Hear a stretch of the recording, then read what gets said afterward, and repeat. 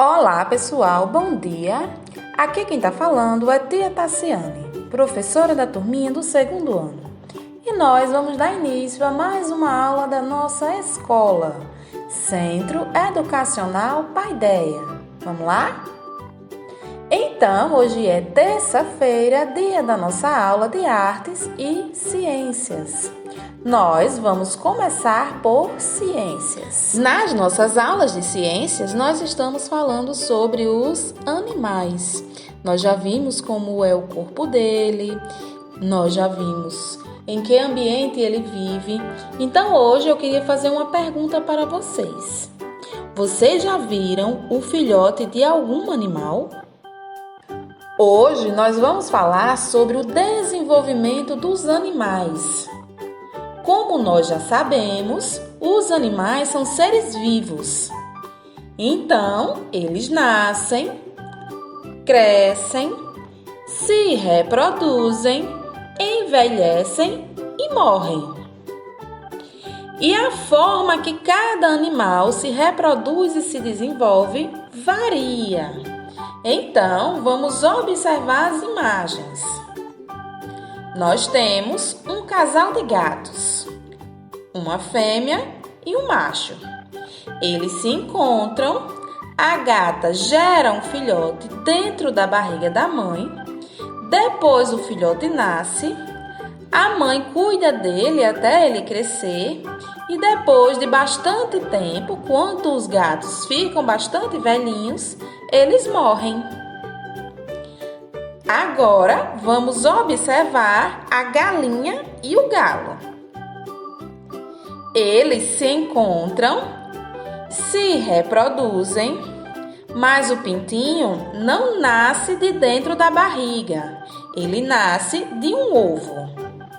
Ele também cresce, pode se tornar uma galinha ou um galo quando crescer. O pai e a mãe deles, quando estiverem também bem velhinhos, morrem. Agora vamos pensar, existe ou não uma diferença? Para nós refletirmos um pouco sobre isso, vamos indicar a nossa atividade de hoje. A nossa atividade de ciências de hoje pode ser realizada no seu caderno ou em uma cartolina. Vocês vão escolher um animal, desenhar esse animal ou colar imagens dele, fazer um vídeo apresentando a sua pesquisa. Você terá que explicar as etapas de vida desse animal, assim como no exemplo do gato e da galinha que nós acabamos de ver. Você vai dizer como ele nasce, se é da barriga ou do ovo, e como ele se desenvolve. Esse trabalho pode ser feito durante toda a semana. Aguardo o retorno de vocês. Então, pessoal, estamos finalizando a nossa aula de ciências de hoje. E artes é a nossa segunda parte de hoje. No dia 5 de agosto, amanhã, nós comemoramos o Dia da Saúde. Nós, durante nossas aulas, já falamos um pouco sobre isso, da importância de cuidarmos do nosso corpo. Então, hoje, nós vamos ver um vídeo para relembrar e ficar mais informado e atento. Quem quer ter um corpo saudável, ágil, flexível para pular, correr, jogar bola e andar de bicicleta? Então, amiguinhos, eu, Dr. Esportes, Zé Gandula e Amarelinha, vamos ensinar a vocês as 3 regrinhas de ouro para mantermos o nosso corpo em forma e com boa saúde. A primeira é higiene. A segunda é boa alimentação. E a terceira, exercícios. A higiene é algo muito importante, por isso devemos estar sempre limpinhos e cheirosos. Afinal, quem gosta de ficar perto de alguém com cheiro ruim, roupas sujas e bafo de leão? Ninguém, não é mesmo? Além disso, a sujeira pode trazer muitas doenças, pois nela existem milhões de bichinhos muito pequenininhos chamados germes e bactérias e que nos fazem muito mal. Mas não se assustem, pessoal.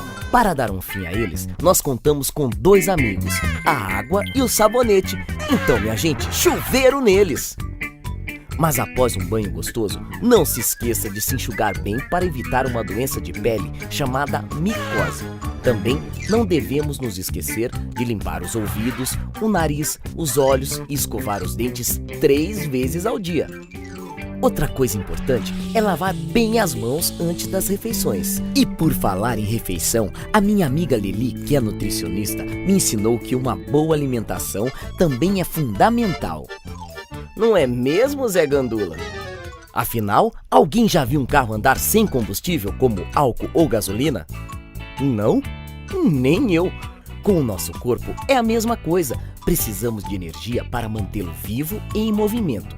E o nosso combustível são os nutrientes, que são as vitaminas, as proteínas, as gorduras, a água, os carboidratos e os minerais. E sabem onde encontramos tudo isso? Nos alimentos. Alimentos que são energéticos, isso é, são os responsáveis pela produção de calor, energia e o movimento, como a batata, o macarrão, o arroz, os cereais, as farinhas, os doces, os açúcares, o óleo, o azeite e a manteiga. Mas não é só de energia que o nosso corpo precisa. Também precisamos construir e fortalecer os tecidos, ossos, nervos e músculos. E para isso são necessários os alimentos construtores, que são o peixe, o frango, os ovos, o leite, queijos, feijão, carne, soja, ervilha e lentilha. Mas agora vocês devem estar pensando, cadê as frutas e as verduras que todo mundo diz ser tão saudáveis? Para que elas servem? Bem, as frutas, as verduras e também os legumes são alimentos reguladores, quer dizer, ajudam a transformar os alimentos que ingerimos em matéria do nosso corpo, como sangue, ossos e músculos. Por isso, elas são fundamentais para a saúde. Então, pessoal, já deu para perceber que é importante comer vários tipos de alimentos para que o nosso corpo funcione direitinho, não é mesmo? Mas ainda falta uma regrinha de ouro: os exercícios. Afinal, nosso corpo não foi feito para ficar parado. São as atividades físicas que nos tornam fortes e flexíveis. Se ficarmos parados, vamos acabar enferrujados, como uma bicicleta esquecida no fundo do quintal. Além de fazer bem para a nossa saúde, os exercícios também nos ajudam a nos relacionar com os outros, pois nos ensinam a trabalhar em grupo e desenvolver capacidades importantes, como tentar, persistir e tomar decisões. Os exercícios são tão importantes que acompanham a humanidade desde a pré-história, como mostram os desenhos nas paredes das cavernas. E todos os povos, em todas as partes do planeta, desenvolveram diferentes formas de se exercitar, que foram evoluindo com o tempo. Mas não pensem que para fazer exercícios é preciso uma quadra oficial. Na calçada, na praça ou no quintal, podemos improvisar vários jogos divertidos. Então, pessoal, estamos finalizando a nossa aula de hoje. Até amanhã e um beijão de Tia Tassi.